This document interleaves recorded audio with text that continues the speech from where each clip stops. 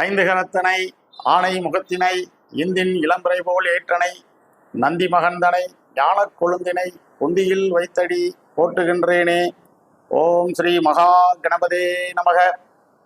அன்புக்குரிய உலகத்தமிழ் மக்களே, அன்பான ஜோதிட நெஞ்சங்களே, உங்கள் அனைவருக்கும் ஸ்ரீ மகா கணபதி ஜோதிடாலயத்தின் ஜோதிடர் உங்கள் சிவஸ்ரீ முத்துராம்ஜியின் பணிவான அன்பு கலந்த வணக்கங்கள். இன்றைய தினம் காலச்சக்கரத்தில் 10வது ராசியாகிய மகர ராசி, மகர ராசிக்குள் அடங்கிய உத்திராட நட்சத்திரம், அவிட்ட நட்சத்திரம், திருவோண நட்சத்திரம், இந்த 3 நட்சத்திரங்களுக்குரிய பலாபலங்களை பற்றியும் சனீஸ்வர பகவானுடைய நன்மை தீமைகளை பற்றியும் சனீஸ்வர பகவானை பற்றிய விரிவான காணொலியை உங்கள் முன்பு சமர்ப்பிக்கிறோம். மகர ராசி, கும்பராசி, இந்த 2 ராசிக்கு உரியவர் சனீஸ்வர பகவான். அவருடைய காரகம் என்னவென்றால் சனீஸ்வரன் தான் நீண்ட ஆயுளை கொடுப்பவர். எத்தனை கோடி சொத்துக்கள் நமக்கு சம்பாதிச்சு வச்சிருந்தாலும் அந்த சொத்துக்களை நம்ம உயிரோடு இருந்து நீண்ட ஆயுளோடு இருந்தால் தான் அந்த செல்வங்களையும் சொத்துக்களையும் நாம் அனுபவிக்க முடியும். அப்போ அதற்கான எல்லாத்துக்கும் ரொம்ப முக்கியமாக ஒவ்வொரு கிரகமும் முக்கியம்தான். போன தடவை என்ன குரு ரொம்ப முக்கியனே, இப்போ சனீஸ்வரனை பற்றி இவ்வளோ அழுத்துறீங்களேன்னு நினைப்பீங்க. சனீஸ்வரனுடைய ஆயுள் இருந்தால் தானே எத்தனை கோடி பணத்தை கொடுத்தாலும் அதை அனுபவிக்கணும் நம்ம. அப்போ சனீஸ்வரன் நல்லா இருக்கணும்ல. ஆயுள் காரகன் சனீஸ்வரன், அவரே நரம்புகளுக்கெல்லாம் குறிப்பவர்.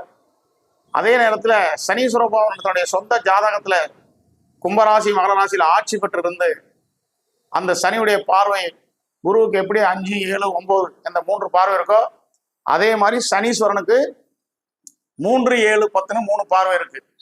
அப்போ கும்பராசிலேயே மகர ராசிலேயே ஆட்சி பெற்ற சனி 7வது இடம், 3வது இடம், 10வது இடத்தை பார்ப்பார். அப்போ அந்த 10வது இடத்த சனி இருக்கிற இடத்துல இருந்து 3, 7, 10 பார்க்கும்போது சனி பார்க்கின்ற இடம் ஒரு நன்மையான விஷயங்களை பண்ண ஆரம்பிக்கும். அவர் சனி கெட்டவர் தானே, அவர் எப்படி பார்த்து நல்லதா பண்ணுவார் அப்படின்னா நமக்கு ஒரு சோசியம் பார்த்து பேசும்போது கேட்கும்போது இயற்கையாக ஜோதிட சாஸ்திர அடிப்படையில் போகும்போது சனி கெட்டவர் அப்படின்னு தான் சொல்கிறான். ஆனால் ஜோதிட சாஸ்திரம் படிச்சுட்டு தானே நாங்கள் பேசுகிறோம். அப்போ ஜோதிட சாஸ்திரத்தை படித்த நானே என்ன சொல்கிறேன், சனி கெட்டவர் இல்லைங்கிறேன். சனீஸ்வர பகவான் நீச்சம் அடைவார். அவர் எங்கே நீச்சம் அடைவார்? மேச ராசியில். எங்கே உச்சம் பெறுவார்? துலா ராசியில். எங்கே ஆட்சி பெறுவார்? மகர ராசி, கும்பராசியில். அப்போ துலா ராசியில தான் ஹை பவரில் உச்சம் அடைகிறார். அப்போ இந்த துலா ராசி சுக்கிரனுடைய ராசி. சனீஸ்வரனுக்கு மிக நெருங்கிய நட்பு கிரகம். ராஜயோகத்தை சனீஸ்வரனுடைய ராசி லக்கணங்களில் பிறந்தவங்களுக்கு ராஜயோகத்தை கொடுப்பது சுக்கிரன் தான். அந்த சுக்கிரனுடைய வீட்டில் தான் சனீஸ்வரன் உச்சம் அடைவார். அப்போ அந்த சுக்கிரனுடைய ராசிக்குன்னு ஒரு சிம்பிள் இருக்கு தெரியுமா? கன்னி ராசிக்கு எப்படி ஒரு பெண்ணை போட்டிருக்கோம், அது மாதிரி சுக்கிரனுடைய ராசிக்கு ஒரு சிம்பிள் போட்டிருக்கோம். அது என்னது? 2 திராசு போட்டிருக்கோம். தராசு. அந்த தராசுனா என்ன? தராசுல எடை போடும்போது நேரம் வச்சு கரெக்டாக சமமாக போட்டால் தானே கரெக்டாக இருக்கும். ஒரு பக்கம் 1 கிலோனா 1 கிலோ, இந்த பக்கம் இல்லை ரைட் சைடில் இறங்கினா தான் 1 கிலோ இருக்க மாட்டோம். லெஃப்ட் சைடில் இறங்குச்சுன்னா 1 கிலோ இருக்காதுல்ல. அப்போ நியாய தராசு யாரு? சனீஸ்வரன். பாவின்னு சொல்கிறோம்ல சில பேரை, அதாவது கொலை பண்ணுறது, அடிதடியில் போய் இறங்குறது, மனிதத்தன்மை இல்லாமல் மிருகத்தன்மை நடந்துக்கிற சில பேர் மனிதர்கள் இருக்காங்கல்ல, அவங்க மாதிரி பாவிகளுக்கு இவர் தான் நியாயத்தராசை அவர் தான் எல்லாத்தையும் நிர்ணயம் பண்ணி கொடுப்பார். நியாயம் அப்படின்னா என்ன அர்த்தம்? பாவத்துக்கு ஏற்ற சில பலன்களை கொடுப்பார். அதே மாதிரி புண்ணியவான்களா இருக்காங்க பாருங்க, அவங்களுக்கு ஒரு அருள் பாலிப்பார். அப்ப என்ன அர்த்தம்? நியாயத்திராசு ஒரு மனிதனுடைய வாழ்க்கையில அவனுடைய பூர்வ புண்ணியத்துல எப்படி இருக்கு, எப்படி இருந்தது, முன்னாடி கடந்து வந்த பாதை எப்படிங்கிறத பார்த்துட்டு தான் ஒரு குழந்தையுடைய ஜாதகத்திலே சனீஸ்வரன் நற்பலன்களை வழங்குவார். அப்ப சனீஸ்வரன் கெட்டவரான்னு கேட்டா இல்லை. இப்ப 7.5 சனி வந்துருச்சு, ஜென்மச்சனி வந்துருச்சு, அஷ்டமச்சனி வந்துருச்சுலாம் சொல்றோம்ல நாங்க. இப்போ 7.5 சனினா என்ன பண்ணோம்? 7.5 சனியில சனீஸ்வரன் உங்க சொந்த ஜாதகத்துல சரியான இடத்துல இல்லைன்னா கொஞ்சம் கஷ்டத்தை கொடுக்கும். பொருளாதாரத்துல கஷ்டம் கொடுக்கும். பணம் காசு வச்சுட்டோம்னா அதை திடீர்னு செலவு பண்ண வச்சுப்படும். நோய் நொடியில கொடுத்து அப்படி ஒரு செலவு பண்ணி வைக்கும். அப்ப என்ன செய்யணும்? 7.5 சனி நேரத்துல சுப செலவுகளை நம்ம பண்ணணும். செலவு வருது 7.5 சனிங்கன்னா உடனே கல்யாணம் பண்ணுங்க, பையனுக்கு பொண்ணுக்கு கல்யாணத்தை பண்ணுங்க. அப்ப 4 லட்சம் 10 லட்சம் செலவு பண்ணும்போது சுப செலவா போயிடும். அவர் வேலையை செலவு பண்றதுக்கு ஒரு கல்யாணம் நடந்தா சுப செலவா போயிடும்.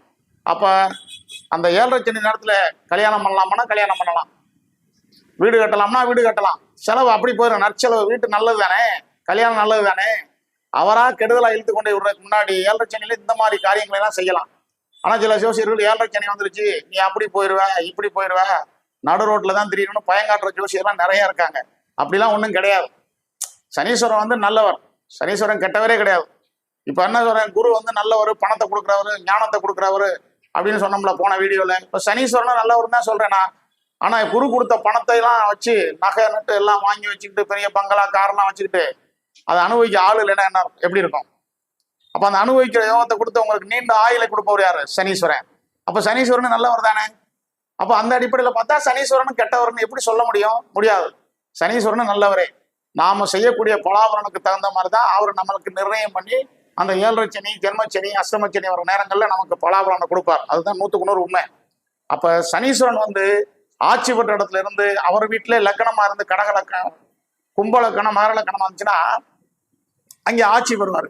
அப்ப லக்னமா போய் அதுல ஆட்சி பெற்றாலும் லக்னாதிபதி ஆட்சி பெற்றிருக்கான அர்த்தம்.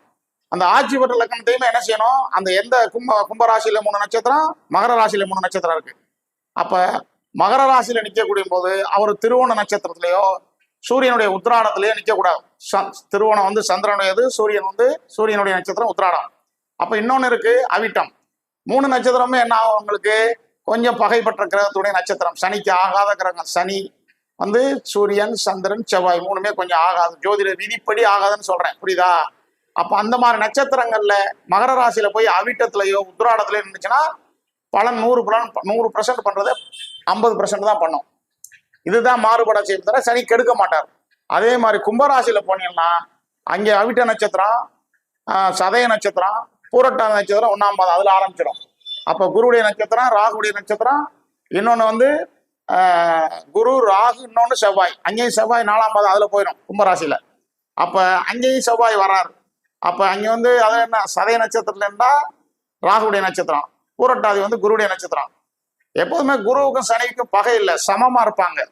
சனீஸ்வரன் வந்து பிறந்த ஜாதகங்கள்ல ஒவ்வொருத்தருடைய ஜாதகங்கள்லையும் சனீஸ்வரன் எந்த லக்னமா இருந்தாலும் சனீஸ்வரன் வந்து மீன ராசியில குருவுடைய ராசியிலையும் தனுசு ராசியிலையும் சனீஸ்வரன் இருக்க பிறந்தவர்கள் யாருடைய ஜாதகத்துல அப்படி இருந்துச்சுன்னா எல்லாருக்குமே சொல்றேன், அந்த சனி வந்து பாதகமா அவர் 7.5 சனி நேரத்துல கூட ரொம்ப படுத்த மாட்டாரு. காரணம் என்னன்னா ஈக்குவலா இருப்பாங்க குருவும் சனியும். அதே நேரத்துல இன்னொரு கேள்வியும் கேட்பீங்க, மகர ராசியில தானே சனி வந்து குரு நீச்சம் அடைகிறாரு, அப்ப எப்படி நீங்க வந்து மீனராசியில போய் சனி இருந்தா நல்லது செய்யணும்னு சொல்லுங்க. அதாவது விதிங்கிற அடிப்படையில் தான் அங்க நீச்சமாவாரு. அதே நேரத்துல எங்கேயாவது ஒரு கிரகம் சனி வந்து நீச்சம் பெற்று மேசராசியில போய் நீச்சம் பெற்று அல்லது எங்கேயாவது போயிட்டு கெட்டு போயிருந்து பார்த்தாலும் சரி, இல்ல சூரியன் வந்து நீச்சம் பெற்று அந்த சனி நீச்சம் பெற்ற ராசியில இருக்கக்கூடிய மேசராசியில இருக்கக்கூடிய சனியை துலா ராசியில நீச்சம் பெற்றிருக்கிற குரு 7வது பாறையை பார்த்தாலும் நீச்ச பங்கமாகி ராஜயோகத்தை கொடுக்க ஆரம்பிச்சிடும். அப்ப வந்து விதி வந்து கெடுத்துப்படும் சொல்றது. ஆனா விதி விலக்கு தான் நான் சொல்றேன் பாருங்க. இந்த மாதிரி ஜாதகத்துல கிரக அமைப்பு இருந்துச்சுன்னா டக்குன்னு அது பாசிட்டிவா மாறிடும். அப்ப வந்து குருடைய வீட்டுல வந்து தனுசு ராசிலையும் மீன ராசிலையும் சனி இறக்க பிறந்தவர்களுக்கு 7 சனி வந்தாலும் சரி, ஜென்மச்சனி வந்தாலும் சரி, அஷ்டமச்சனி வந்தாலும் சரி, அவங்களுக்கு நிறைய வந்து பிரச்சனைகளை கொடுக்க மாட்டார், கஷ்டத்தை கொடுக்க மாட்டார்னு அர்த்தம். அதுக்காக சனீஸ்வரன் வந்து ஒரு மிகப்பெரிய ஒரு யோகமான கிரகம், இரும்பு காரணமா உள்ளவர். அவருக்கு வந்து சனீஸ்வரன் ஈஸ்வர பட்டமே வந்து கிரகங்கள்ல வந்து 9 கிரகங்களுக்கும் சிவபெருமான் வந்து ஈஸ்வர பட்டம் கொடுத்தது சனீஸ்வரனுக்கு மட்டும்தான். அதே மாதிரி மனிதர்கள்ல ராவணேஸ்வரன், இலங்கை ஆண்ட ராவணேஸ்வரனுக்கு ஈஸ்வர பட்டம் கொடுத்தார். இந்த கிரகங்கள்ல இங்கேயும் மனிதர்கள் அங்கேயும், இது 2 தான் உண்மை. அப்ப அப்பேற்பட்ட சனீஸ்வரன் சூரியனுடைய புள்ள, புராண ரீதியா பார்த்தா சூரியனுடைய புள்ள தான் சனீஸ்வரன். சூரியனுக்கும் சனிக்கு ஆகாது, புராண ரீதியாகவும் சரி ஜோதிட ரீதியாகவும் அப்படித்தான் ஜோதிட நூல்கள் சொல்கின்றன.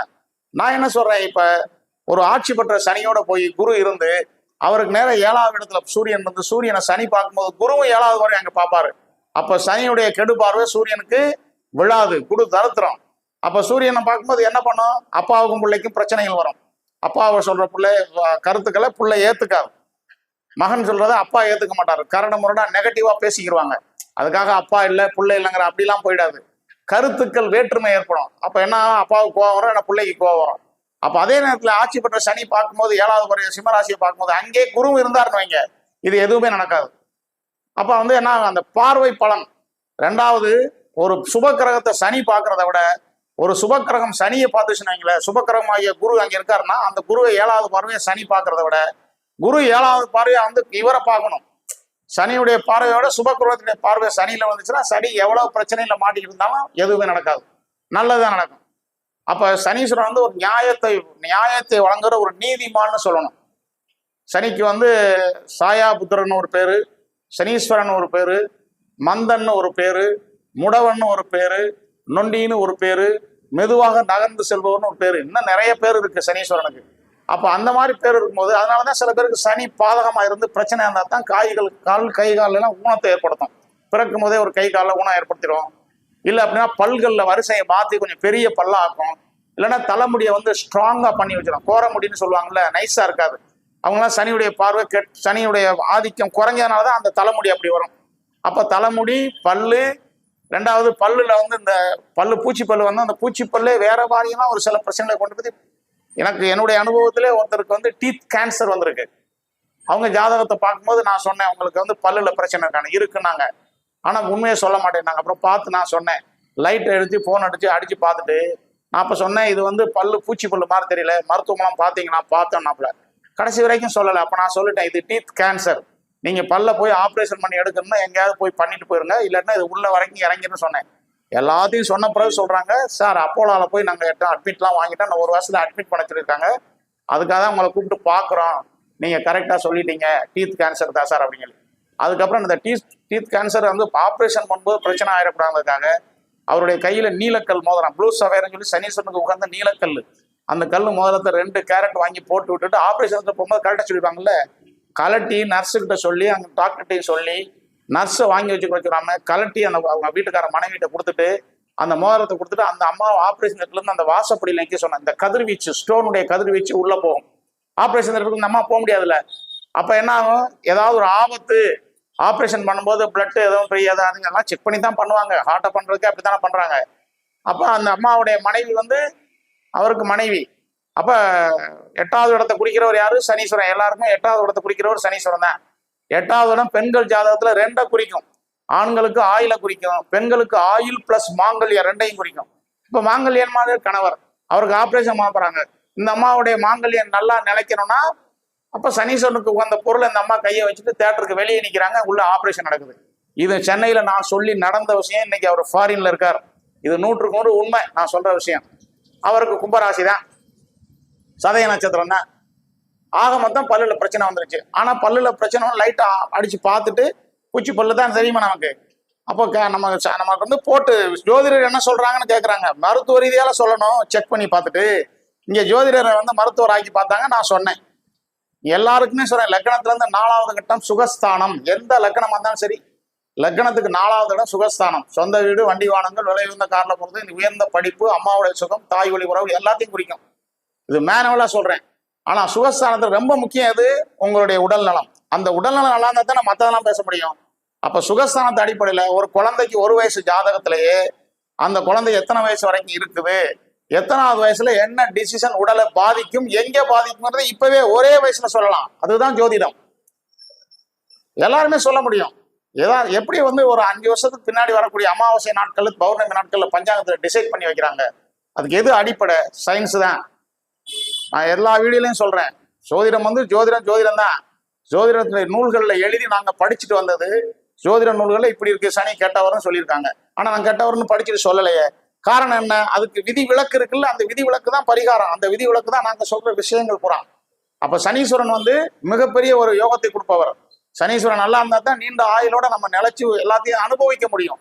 அப்ப குரு எப்படி பணத்துக்கு காரகரோ, நம்மளுடைய வாழ்க்கையை நிர்ணயிச்சு அதிகமா எல்லாத்தையும் ஆசைகள்லாம் அனுபவிச்சு குழந்தை குட்டிங்க பேரம்பேத்தி எல்லாம் பார்த்து நீண்ட ஆயுளோட இருக்கிறோம்னா ரொம்ப இம்பார்ட்டன்ட் சனீஸ்வரன். அப்ப அந்த சனீஸ்வரனும் முக்கியம் தானே.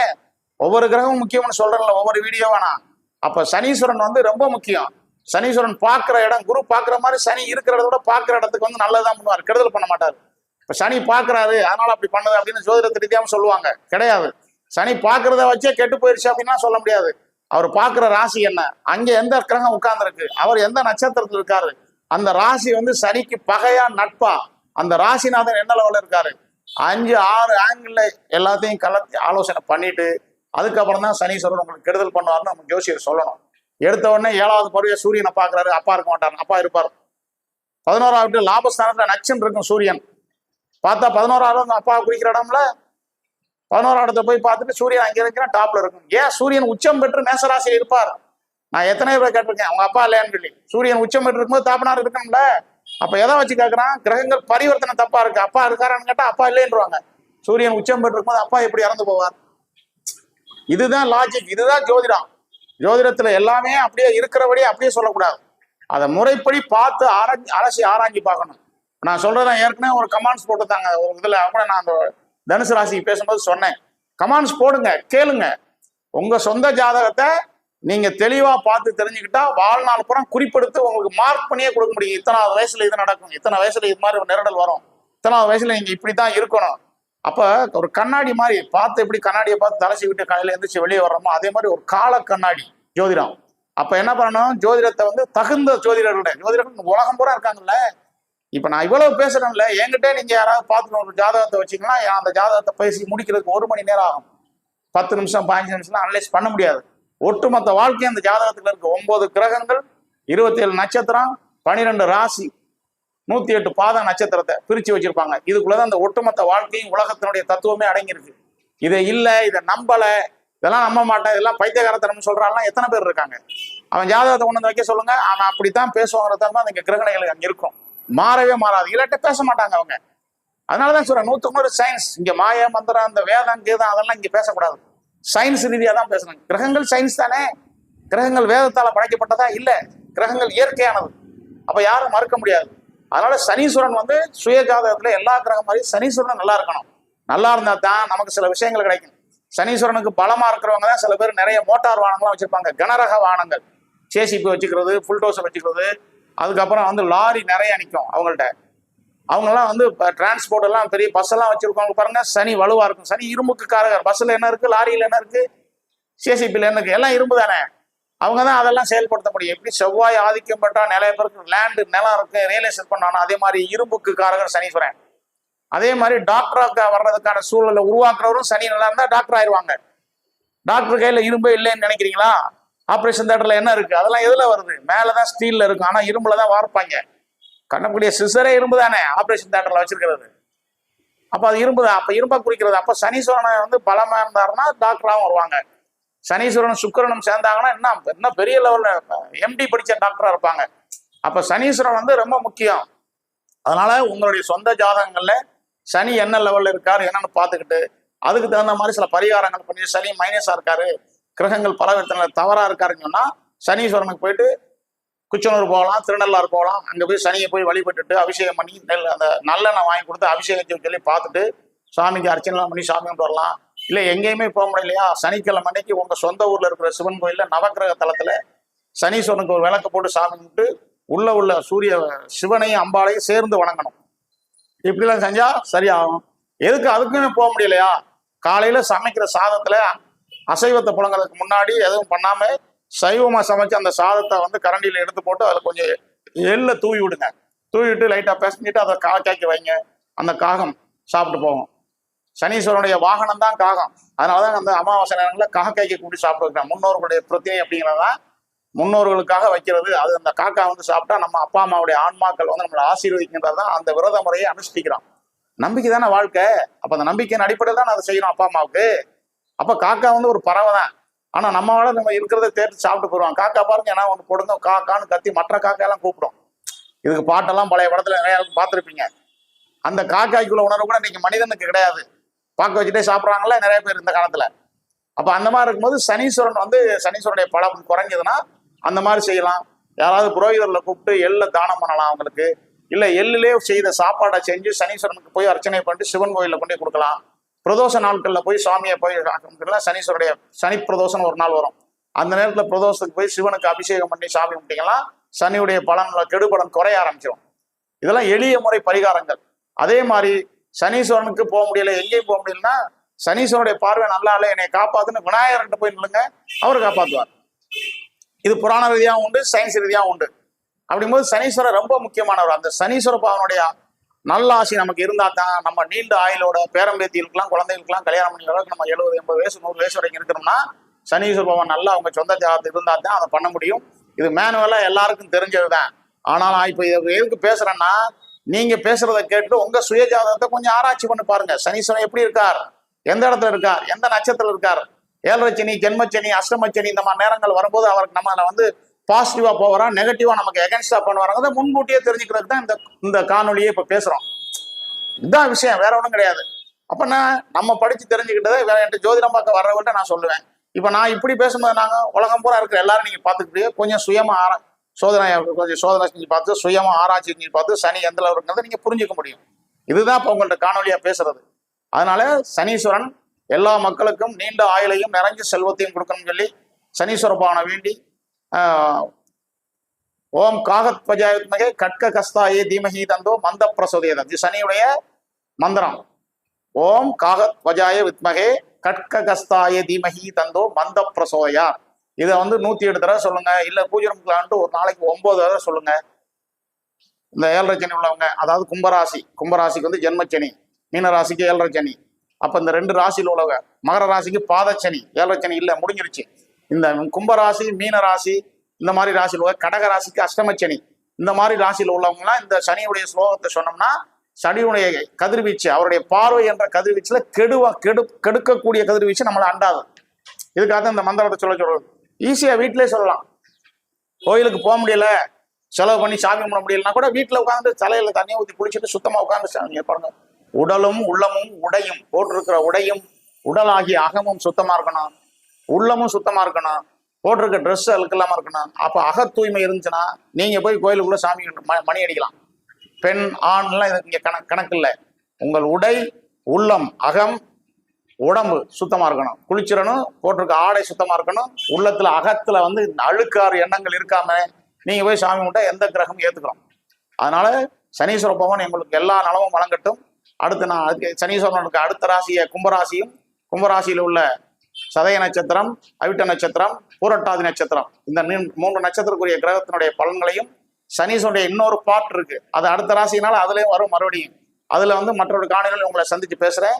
எல்லோரும் நன்றாக இருக்க வேண்டும், எல்லோரும் நன்றாக இருப்பீர்கள் என்ற நம்பிக்கையோடு எம்பெருமான் முருகப்பெருமானை வேண்டி இந்த காணொலியை இத்துடன் முடிக்கின்றேன். நன்றி, வணக்கம். உங்கள் முத்துராம்ஜி.